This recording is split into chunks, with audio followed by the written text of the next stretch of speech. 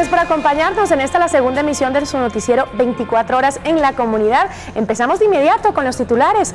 Hay mucha preocupación entre la comunidad LGBTI del Ecuador tras el atentado en Orlando, que reactiva la discusión sobre los altos niveles de intolerancia en el Ecuador, donde según el INIC, cerca del 70% de estas personas son excluidas en espacios públicos y privados. Y nos enlazamos también con Joana Cañizares para que nos cuente algunas cosas que suceden en varios sectores de la capital y que preocupan mucho a las autoridades. El robo de los cables eléctricos. ¿Qué tal, Joana? ¿Qué tal? Muy buenos días. El hurto constante de cables de energía eléctrica ha dejado sin este servicio a varios sectores de la capital. Hoy conversaremos sobre este tema con un vocero de la empresa eléctrica de Quito. Enseguida nos conectamos contigo, Joana. Muy buenos días, amigos televidentes. Impactantes imágenes del descaro de la delincuencia en un robo que quedó grabado en video, pues en las cámaras del servicio del ECU 911, que ayudó a que la policía frustre la acción delictiva. Cerrada completamente la vía Papayacta-Baeza, más de 5 deslaves impiden la circulación vehicular. Le contaremos qué tramos están obstaculizados y cómo avanza la remoción de los escombros. Artesanos del programa Hilando el Desarrollo de Manaví y Esmeraldas, contratados para elaborar los uniformes de instituciones educativas públicas, llegaron a la capital para pedir al gobierno el pago atrasado de su trabajo. 7 de la mañana con 35 minutos, iniciamos el desarrollo de la información contándoles que 5 deslaves han obstaculizado la vía Papayacta-Baeza. Las autoridades realizan la evacuación técnica para determinar si se puede o no habilitar la vía para el tráfico normal de vehículos en las próximas horas. En medio de lodo y con maleta en mano, decenas de personas decidieron cruzar la carretera que se mantiene bloqueada por los deslaves. Vengo cogiendo casi cuatro carros. Estamos toda la noche, dormimos en Baeza y hemos venido haciendo traslado, pero está bastante peligroso. Es un lugar bastante frágil, el terreno no bastante flojo. Cuando llueve bastante, pues nos da este tipo de problemas. La vía está interrumpida desde la tarde de este lunes y las autoridades reportan al menos 5 deslaves en la zona. Estamos haciendo un regreso para tratar de salir por Papayacta, regresar a Quito y de Quito a Ambato y Ambato nuevamente hacer una vuelta olímpica para llegar a la ciudad del Tena. El Ministerio de Transporte y Obras Públicas realizará una evaluación técnica de los daños antes de habilitar la vía. Mientras tanto, ya trabajan en otra solución. Hay un problema muy grave en este sector. La mesa de la vía prácticamente se ha ido. Estamos habilitando un pequeño bypass, un badem, para evacuar a la gente que se encuentra aquí. El suelo quedó inestable y el alcalde de Quijos asegura que analizan la posibilidad de colocar muros de contención para evitar nuevos deslizamientos de tierra. Con cámara de David de la Torre y Gustavo Rosado, Stephanie Paz, 24 horas. Bueno, y mucha precaución también porque continúa suspendida la circulación vehicular por la vía Macas-Riobamba debido a derrumbes registrados en los kilómetros 61 y 71. En el sector de Tinguichaca existe acumulación de escombros sobre los 2 carriles de la calzada. Le contamos también que artesanos del programa Hilando el Desarrollo de Manaví y Esmeraldas, zonas afectadas por el terremoto, llegaron a la capital para pedirle al gobierno el pago de una deuda que lleva ya varios meses de atrasos impagos. Los artesanos se reunieron con autoridades de la Secretaría Nacional de Gestión de la Política.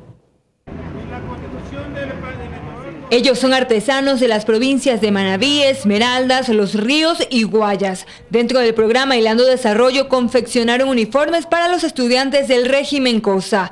Las prendas ya fueron entregadas, pero hasta ahora, nos dicen, solo han recibido el 50% de lo acordado. ¿Cuál es el valor de la deuda? La deuda de Esmeralda, yo creo que asciende unos $2 millones. ¿Solo de su provincia? Solamente la provincia de nosotros. Cada artesano recibe un determinado número de kit. Este número de kit, por ejemplo, asciende en la provincia de Los Ríos unos 60.000 kits de uniformes para 60.000 estudiantes, por supuesto. Y cada kit cuesta $27 el valor y multiplicado por la cantidad asciende más o menos a $1.600.000. Dicen que llevan esperando 4 meses que el gobierno cancele el total de la deuda. queremos que se pongan en los zapatos de nosotros. A mí me gustaría que si algún representante del gobierno no se le pagara 4 meses, compañeros, para ver qué pasaría. Para cumplir con la entrega de los uniformes, nos comentan, han hecho préstamos que ahora deben pagar. Nos están cobrando los bancos también, en los cuales tenemos también deuda, nos están cobrando y lo que nos dicen que nos van a pasar es central de riesgo y esa es nuestra preocupación mayor. No podemos trabajar porque así nos mandan invitaciones para poder hacer uniformes, pero no podemos cogernos. Nosotros ¿qué tenemos que hacer? Rechazarnos porque no hay dinero. Aseguran que están agradecidos con el gobierno por la ayuda que han recibido, pero que la necesidad los ha obligado a realizar el reclamo. Nosotros sabemos el problema que está pasando el país, esto del terremoto, la reconstrucción, pero también nosotros como artesanos pobres necesitamos también alzar nuestra voz de protesta, porque no es lógico que nosotros, siendo una provincia afectada por el terremoto, estemos en estas condiciones. Los artesanos mantuvieron una reunión a puerta cerrada con autoridades de la Secretaría Nacional de Gestión de la Política para llegar a un acuerdo. Hemos llegado a un diálogo y tenemos hoy día una charla con el ministro de Finanzas y han asegurado que nos van a arreglar la situación. Johanna Cañizares, 24 horas. Y aquí en la capital, los moradores del barrio La Gasca y los estudiantes de la Universidad Central piden más seguridad en este sector, ya que nada ni nadie se salva de los robos. Casas, negocios y estudiantes han sido víctimas de la delincuencia. Tener un negocio en La Gasca tiene un costo y un riesgo alto. Doña Clara ha sido víctima de robo repetidas veces. Para nosotros ya tenemos 4 robos, las pérdidas han sido pasadas los $3,000 porque han robado los clientes, nos han robado efectivo, nos han robado productos, nos han robado televisiones, nos han robado equipos. La última vez que a mí me robaron, llegó la policía obviamente a los 10 minutos, yo cogí las placas del carro que nos robó, que era un Gran Vitara gris, y simplemente los motorizados nos dijeron que no tenían sistema. Y con la finalidad de frenar la delincuencia, dice que no han hecho. Desde pedidos a jefes policiales hasta planes de seguridad con la policía comunitaria del barrio. La verdad es que ya habíamos hecho un comité para la seguridad del barrio, pero la verdad es que como cambian consecutivamente a los jefes, ya se organiza, se hace, pero les cambian, entonces eso se desorganiza otra vez y ya no se llega a hacer nada. Aseguran que no hay negocio que se ha salvado de los delincuentes e innumerables estudiantes de la Universidad Central son víctimas del robo. Yo tengo un testimonio de que me robaron un departamento hace aproximadamente 2 meses.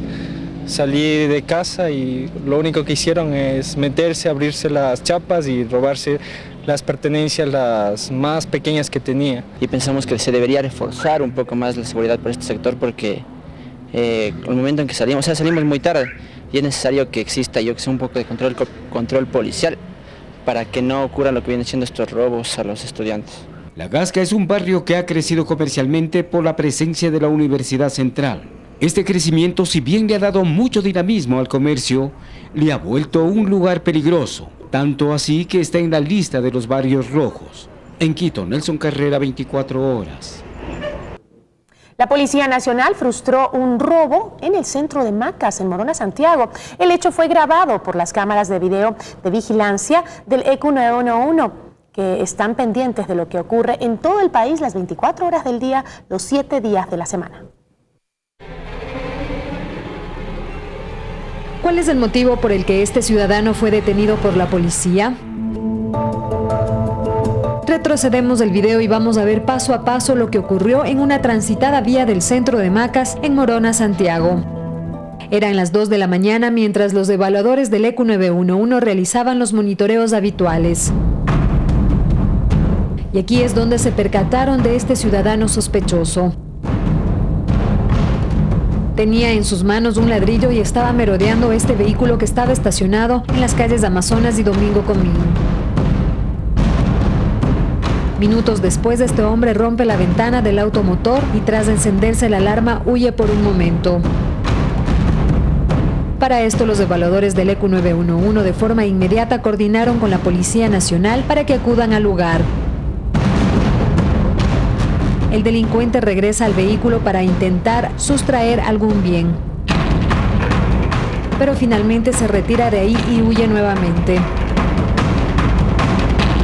Las cámaras del ECU 911 no le pierden de vista al sospechoso, quien de inmediato fue detenido por la policía. La operación de captura tardó tan solo 10 minutos desde que empezó el acto delincuencial. El hombre fue llevado al centro de detención provisional de Macas y, dadas las pruebas existentes, fue juzgado y sentenciado. Andrea Guerrero, 24 horas. Increíble cómo actúa la delincuencia, ¿no? Así es, pero gracias al servicio integrado del ECU 911, estos delincuentes fueron capturados. Bueno, vamos a revisar justamente algunos sectores del país gracias a este sistema, el del ECU 911. Bueno, veamos si estamos con la cámara en Manta. Ahí está, esta es la vía Barbasquillo. Se registra una temperatura a esta hora de la mañana de 23 grados centígrados y cielos parcialmente nublados con tendencia a despejarse en el transcurso de la mañana. Mira qué lindo se ve esa imagen al fondo. Qué belleza, ¿no? De verdad que tenemos un país espectacular, un país bendito. Hay que visitarlo, hay que conocerlo y hay que sobre todo ir a reactivar estas zonas que todavía piden nuestra ayuda. Por supuesto, Manta, Pedernales y toda nuestra costa están a la espera de usted, sus familiares, sus amigos, porque ellos lo han dicho, ¿no? Nos comentaba Alberto en la primera entrega de este noticiero, que inclusive los taxistas dicen, no queremos más ayudas, queremos que vengan, que nos ayuden a reactivarnos, a levantarnos. Es importante ese apoyo. Bueno, ahí tenemos imágenes en vivo a esta hora de la bellísima ciudad de Manta. Nos vamos a otro sector, hacia el oriente ecuatoriano, Lago Agrio. Este es el Parque Central. Aquí vemos que hay una ligera llovizna, tienen 19 grados centígrados, un cielo parcialmente nublado. Ahí vemos las principales avenidas que están pues alrededor del Parque Central en Lago Agrio. Poco movimiento a esta hora de la mañana, 7:45. Y ese cablerío, ¿no? Pero esa imagen se repite en todas partes. La falta de soterramiento de los cables de las compañías hay que hablar de ese proyecto, ¿no? telefónicas. Sobre qué pasó en Quito con ese proyecto del soterramiento de los cables, que de verdad que hacía un gran favor a la ciudad para poder evitar justamente lo que veíamos en esta imagen, ¿no? Este cablerío que se ve espantoso, que limita la vista, la preciosa vista del país hermoso que tenemos. Bueno, nos vamos ahora hasta Cuenca, a ver si nos ubicamos en la cámara de Cuenca. Ahí estamos ya en el sector del Puente Roto, así se llama esta zona. Linda zona. Y muy verde además. Sí. Bueno, aquí tenemos 12 grados centígrados, más friecito, un cielo nublado sobre Cuenca. Qué bonita imagen, esta es la que sale en todas las postales, ¿no? Así es, el sector del Puente Roto. 7 de la mañana, 46 minutos, como dijimos, 12 grados de temperatura y cielos parcialmente nublados en Cuenca. 7 de la mañana con 46 minutos. Vamos a hacer una pausa en la información, pero antes... no, falta una cámara, perdón. Vamos Estamos en Quito, quedarnos aquí en la capital. En la Plaza del Teatro, en el centro histórico de Quito. Amanece la capital de los ecuatorianos con una temperatura de 8 grados y cielo parcialmente nublado de igual manera. Ahora sí, vamos a hacer una pausa en la información, pero antes les recuerdo nuestro tema del día. Al volver estaremos conversando sobre la situación de la comunidad LGBTI del Ecuador, quienes están muy preocupados por el atentado que se registró en Orlando y pues dicen, el momento de decir que todavía está activa la lucha por sus derechos frente a este tipo de casos que ocurren en varias partes del mundo y en Ecuador también, en donde cerca del 70% de las personas gays, homosexuales, tienen discriminación en los lugares públicos y privados. Hacemos un perfil de su situación hoy en nuestro tema del día y por supuesto, como siempre, usted también tiene la palabra. Entre a nuestra cuenta de Twitter, @24horasuyo y opine con nosotros. Vamos a la pausa, ya volvemos.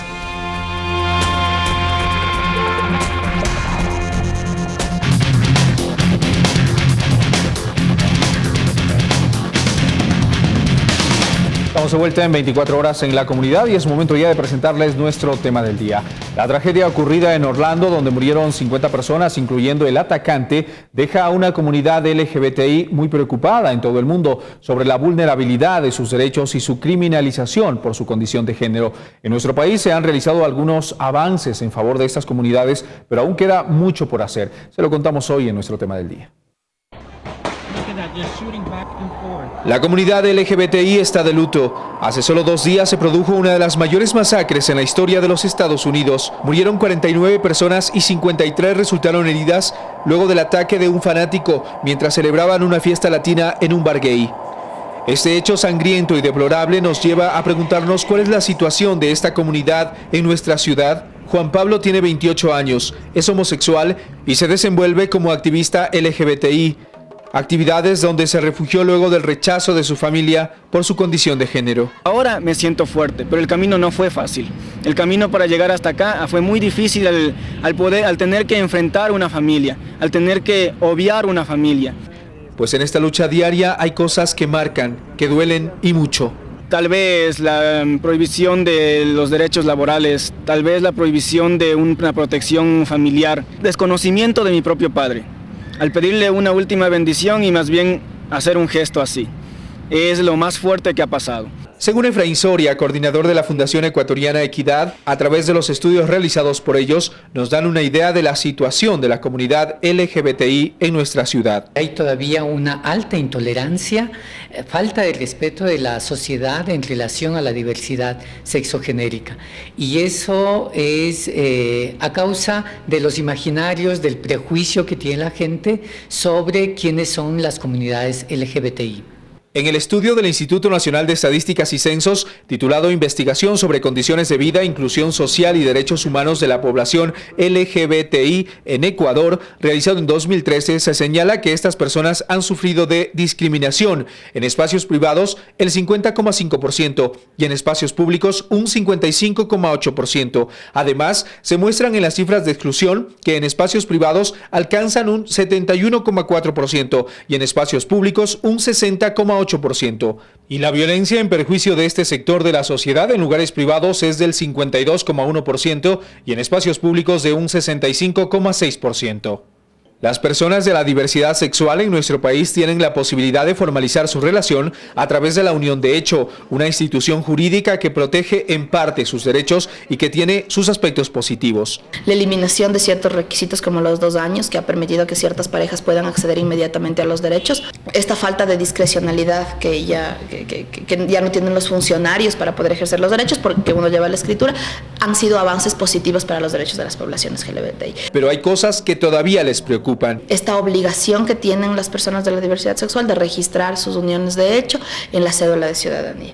Esto nos preocupa porque muchas personas de la diversidad sexual y de género no quieren visibilizar su orientación sexual. En Quito existe una ordenanza, la 554, que garantiza el respeto y la inclusión de la diversidad sexogenérica. Bajo el gran paraguas de la ordenanza 554 tenemos la obligatoriedad de realizar una conformación de una mesa representativa LGBTI. Esta mesa está compuesta actualmente por 27 entre organizaciones de la sociedad civil y también personas naturales que son parte con voz y voto de esta organización. Y luego de la tragedia ocurrida en Orlando nos preguntamos qué tan tolerable es nuestra sociedad para aceptar relaciones de personas del mismo sexo. Cada uno tiene que tener su vida independiente y además no me afecta en nada. Independientemente ellos son libres de hacer lo que ellos deseen. Estoy de acuerdo que hay que ser tolerantes, no se puede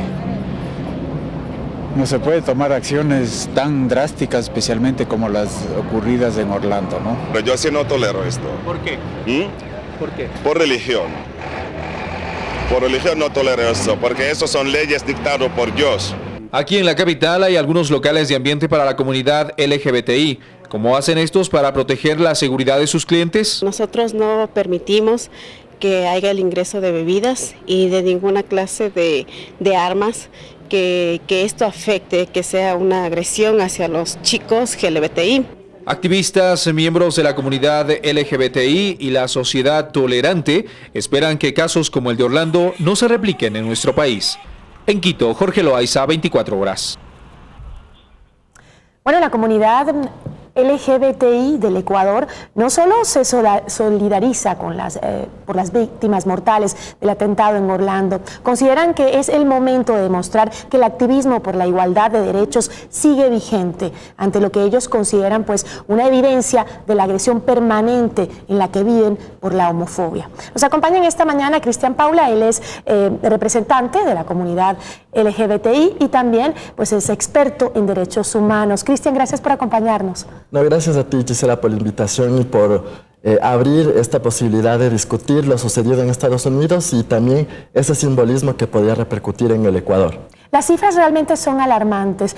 Cerca de el 70% de las personas LGBTI, pues cuando van a un lugar público son agredidas, son discriminadas. Esto nos habla de que no sé si podemos decir que tenemos poca tolerancia o que realmente no nos estamos dando cuenta del mundo en el que vivimos. De hecho, el tema en el Ecuador es algo bien sensible.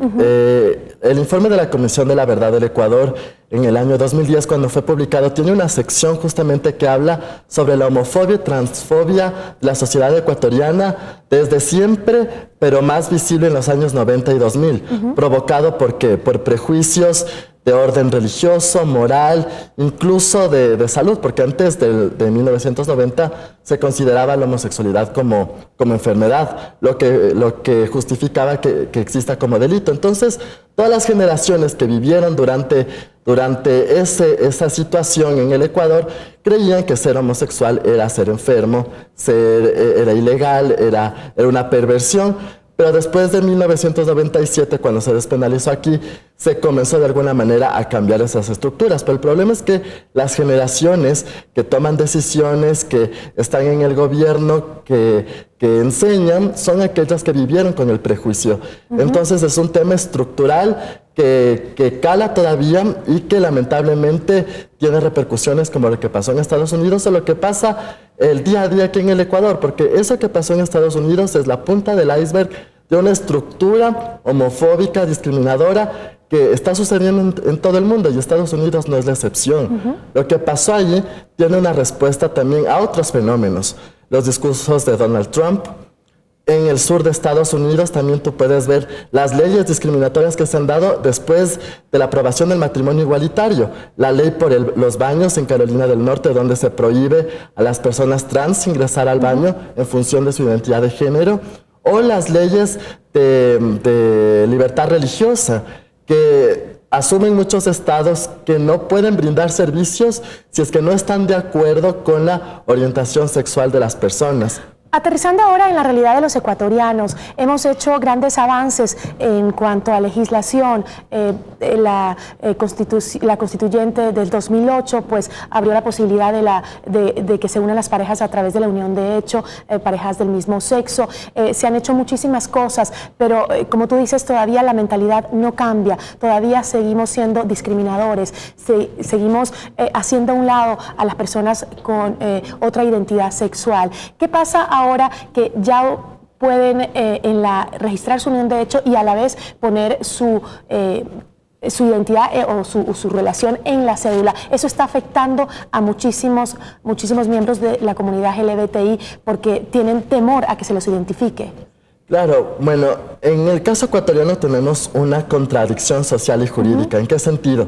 Tenemos una constitución súper amplia, tenemos alrededor de 5 o 6 artículos que nos hablan expresamente sobre los derechos de la población LGBTI, pero lamentablemente eso no se ha transportado en política pública en el sentido de hacer campañas para eliminar estereotipos y prejuicios, para sensibilizar a las personas y también para sensibilizar a las y los funcionarios públicos. ¿Y qué consecuencias tiene esto?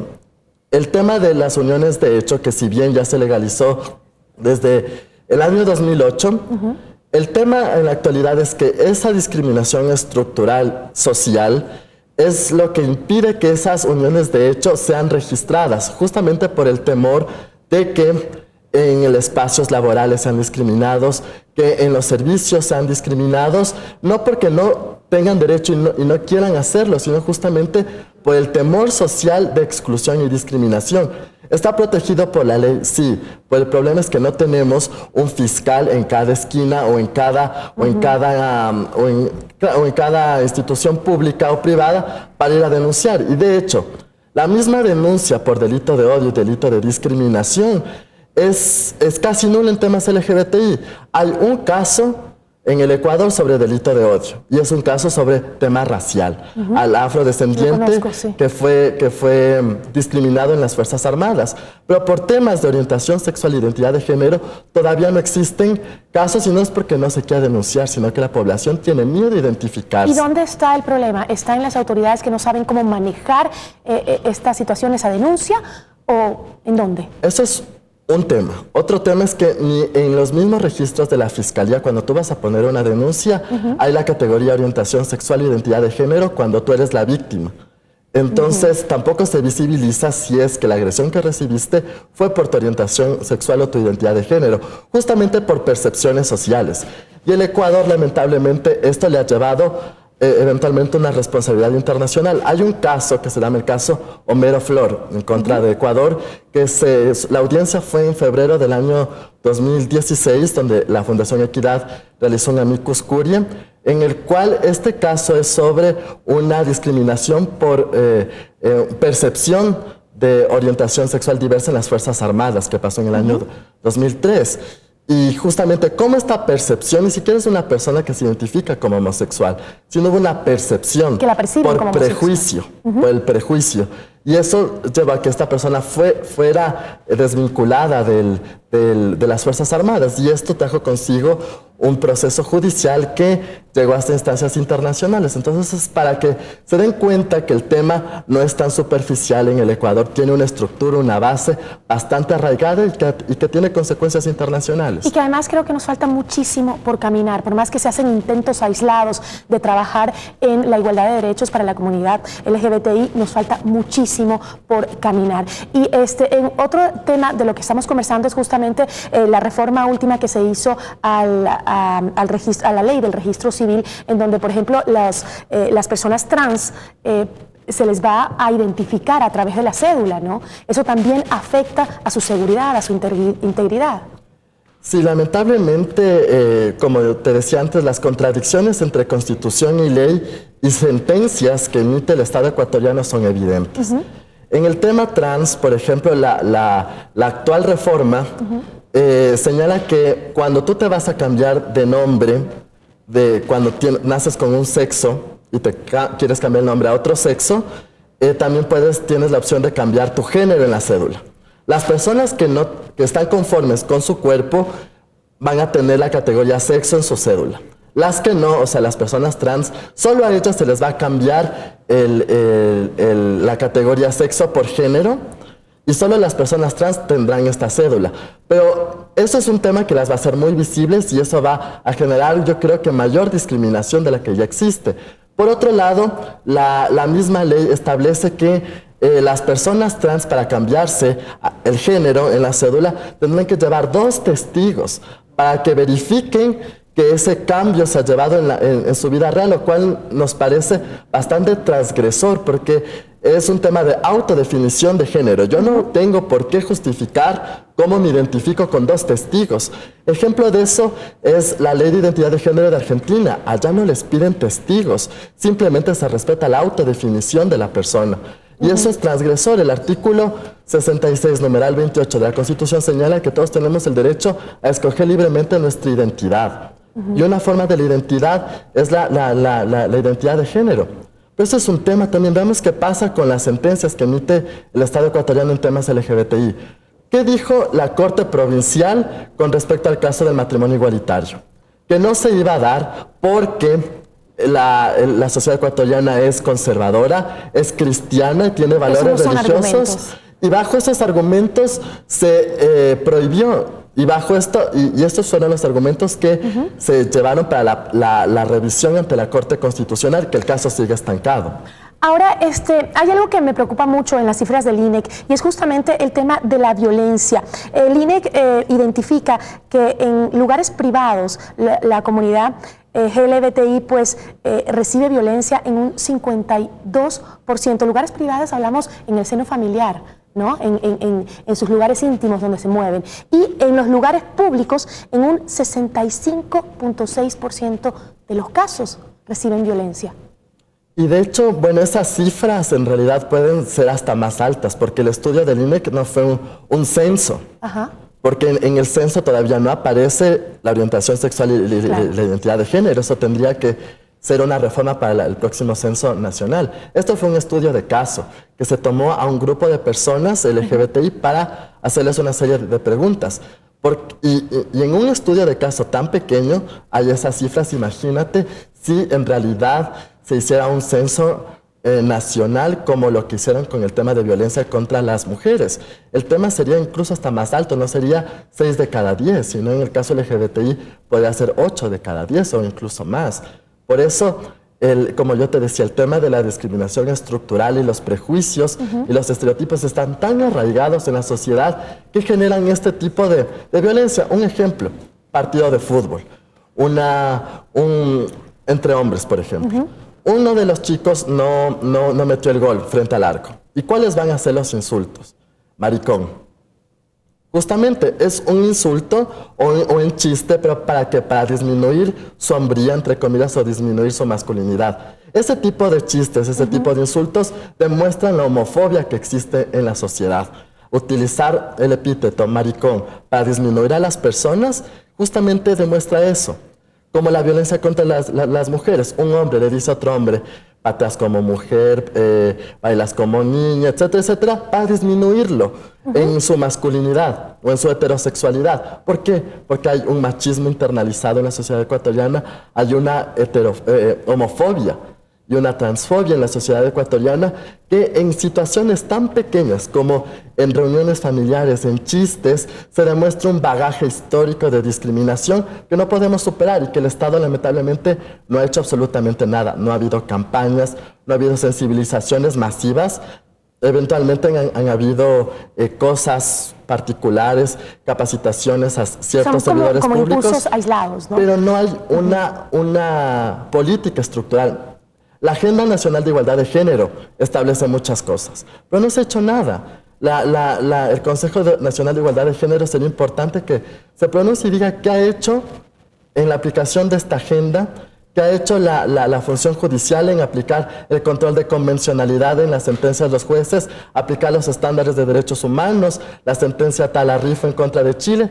Entonces son temas que nos quedan debiendo. Cristian, yo quisiera que nos acompañes para revisar qué piensa la ciudadanía sobre este tema, ¿no? Y todo el activismo que se ha reactivado luego del atentado que se registró en esta discoteca en Orlando, justamente una discoteca en donde asistían miembros de la comunidad LGBTI de esta zona.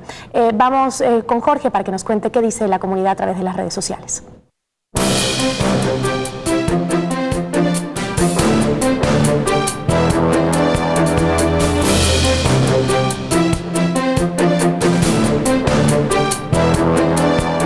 @24Horas esa es nuestra cuenta de Twitter donde usted puede opinar todos los días y sobre todo cuando tenemos este tipo de temas. Vamos con el primer mensaje, por favor.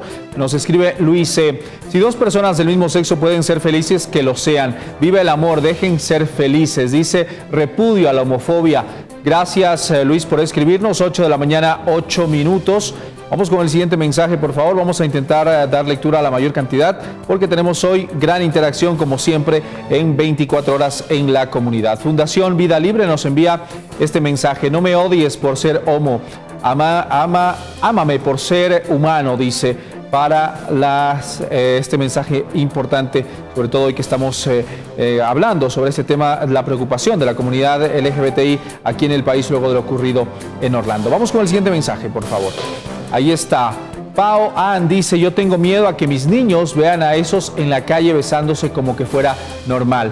Es la opinión de una tuitera esta mañana, 8:09 minutos. Vamos con el siguiente mensaje, por favor. Rafael Armida dice, la comunidad LGBTI es más respetuosa a los derechos humanos, con qué poder se viene a limitar y criticar a esa sociedad libre, no homofobia. Gracias, Rafaela, también por compartir tu opinión con nosotros. Vamos con el siguiente tweet, por favor. Ahí está, Dana Music dice, apoyar a la comunidad LGBTI no te hace homosexual, te hace consciente de que todos tenemos derecho a ser libres de amar, basta de odio. Gracias, Dana, también por tu mensaje. Vamos con el siguiente tuit, ojalá podamos dar lectura a todos quienes nos escriben esta mañana. Caro Hervás, un hecho lamentable en Orlando, esperemos no pase en Ecuador, debemos aceptar a todos por igual, sin juzgar sus condiciones. Igualdad, también nos dice Cora Hervás. Gracias por escribirnos. El siguiente tuit que nos llega es de Pablo Guru, dice: lo de Orlando es parte de la descomposición social. Hoy en el blanco fueron los LGBTI, antes han sido estudiantes o transeúntes. Gracias, Pablo, también por tu mensaje. Estos son los tweets que nos escriben nuestros televidentes. Seguimos contigo, Gisela. Así es, muchísimas gracias por sus comentarios a través de las redes sociales. Y sí, justamente ese rechazo nos lleva al odio, a la discriminación y justamente a vivir en una sociedad más violenta. Hay que aprender a ser más tolerantes y sobre todo ayudar y solidarizarnos con estas minorías que también tienen sus derechos y a respetarlos sobre todo. Seguimos conversando con Cristian. Cristian, este atentado se da en una época especial, es la época del orgullo gay. Junio, ¿no? En donde se hace una serie de manifestaciones para justamente destacar la lucha por sus derechos. Tiene una connotación importante el que se hagan este tipo de atentados en esta temporada. Sí, es un simbolismo bastante importante en el sentido porque transgrede la identidad LGBTI en el sentido colectivo. Porque las marchas del orgullo gay se dan justamente en memoria de la primera marcha de reivindicación de derechos que se dio en Stonewall, Estados Unidos, el 28 de junio de 1969. Y esa marcha fue transgresora, es decir, los hombres se fueron vestidos de mujer, las mujeres de hombres, sin necesidad de ser trans, solo con el objetivo de transgredir a la sociedad y pedir derechos. Y esa idea se fue matizando en las diversas marchas del orgullo gay en los diversos países cuando se comenzaron a reconocer derechos. En el Ecuador, estas marchas aparecieron en 1997 cuando las personas LGBTI lucharon para la despenalización de la homosexualidad. Entonces, que estos atentados se den en junio, sí es un simbolismo para tratar de callar, tratar de invisibilizar. Pero eso hay que tomarlo más bien como una bandera de lucha. Y esto, la comunidad LGBTI en el Ecuador está haciendo muchas cosas. El domingo hubieron unos plantones simbólicos aquí en Quito, en la embajada, en la embajada de Estados Unidos. Entiendo que van a hacer algunas cosas interesantes también para esta semana. Sí, este miércoles va a haber un abrazo solidario en la Plaza Foch a las 7:30 de la noche. Y la marcha del orgullo gay es el 2 de julio. Y el hecho de que existan estos eventos no significa que solo van a estar la población LGBTI. No, es un tema de apertura de brazos, de solidarizarnos con los derechos, con las diferencias. El Ecuador es un país extremadamente diverso y debemos apreciar esa diversidad, que no solo es étnica, que no solo es de género. Hay diversidad de orientación sexual, de culturas urbanas, y debemos cohesionarnos en esa diversidad y no tratar de estandarizar a la gente o meterla en cajas, porque el problema de la sociedad es que quiere meternos en cajas, ponernos etiquetas y no dejar que nuestra identidad se exprese. Cristian, te agradezco muchísimo por habernos acompañado en esta mañana y sobre todo por seguir luchando por esos derechos que les corresponde a tu comunidad y gracias también por siempre estar abiertos a nuestro pedido de entrevista. No, muchísimas gracias a Teleamazonas y que esto no para aquí, que se pueda seguir investigando lo que sucede en el Ecuador, los casos y las fallas en políticas y las fallas en legislación para que los derechos se puedan cumplir, porque si no hay una ayuda mediática, tampoco en la lucha social se consigue. Por lo menos desde este espacio nunca va a faltar, Cristian. Muchísimas gracias. 8 de la mañana con 29 minutos, momento nuevamente de revisar los mensajes que ustedes nos envían a nuestra cuenta de Twitter, @24HoraSUIO. Vamos con el primer tweet. Richard dice: todos los días, todos los Ecovía hacen lo mismo cerca al terminal de Quitume. Nos envía este video. ¿Cómo se pasa en el semáforo en rojo? Por favor, señores del Ecovía. El video es clarísimo. Hay que respetar las leyes de tránsito por el bienestar de todos. Hay que vivir en armonía, respetándonos principalmente. Gracias a quien compartió este video con nosotros. Vamos con el siguiente mensaje, por favor. Roberto Palacios: gran bache en Ambato, sector Puente Vía a Tangache, tras la cárcel pública, causa daños a vehículos. Igualmente, por favor, a las autoridades de Ambato, miren esta fotografía que comparten los televidentes, pedimos atender este requerimiento. 8 de la mañana, 30 minutos, el siguiente tuit que nos llega a 24 horas UIO es de TRD. Vivo en Ambato y los agentes de tránsito no hacen su trabajo. Manejan 10 minutos, basta. Conductores sin cinturón usando celular, dice. Ahí están las fotografías pidiendo que los agentes pues cumplan con su trabajo. 8 de la mañana, 31 minutos. Vamos con el siguiente tuit, por favor. Ahí está, nos escribe César Ruiz. 2 años incomunicados, barrios, dice Jardín del Valle, Orquídeas, favor, solución. Ahí están las fotografías. Igualmente piden a las autoridades de nuestra capital atender a estos barrios que dicen estar abandonados. 8 y 31 minutos. Vamos con el siguiente mensaje.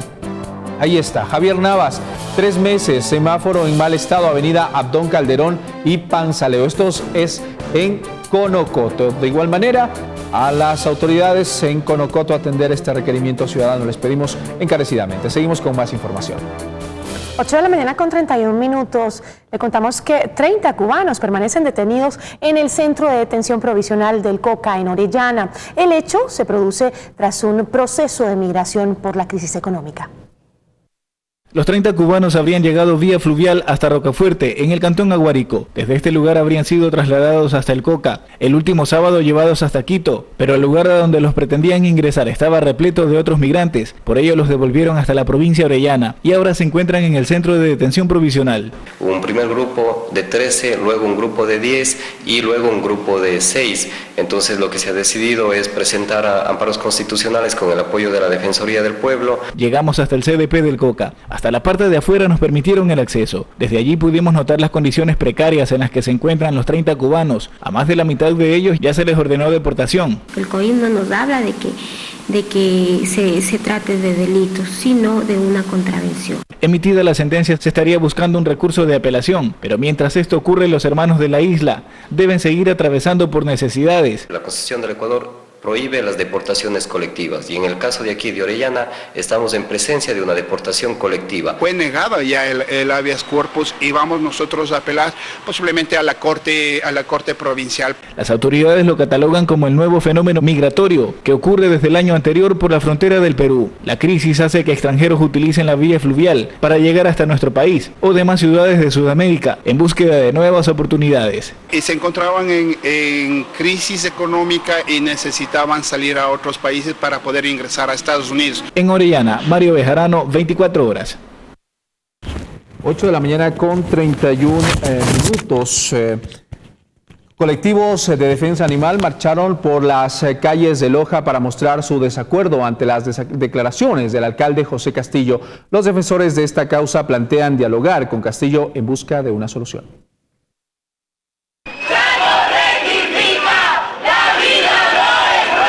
Esta fue la consigna con la que varias organizaciones, colectivos de defensa de los animales y ciudadanía en general marcharon la tarde de este lunes por las calles de la ciudad de Loja. Loja no quiere zoológicos, Loja no quiere jirafas, Loja no quiere que nos toquen nuestro patrimonio natural y tampoco queremos que nos toquen a nuestros perros. Así de sencillo. Los representantes de los colectivos invitan al alcalde Castillo a sentarse a dialogar para encontrar una solución en conjunto.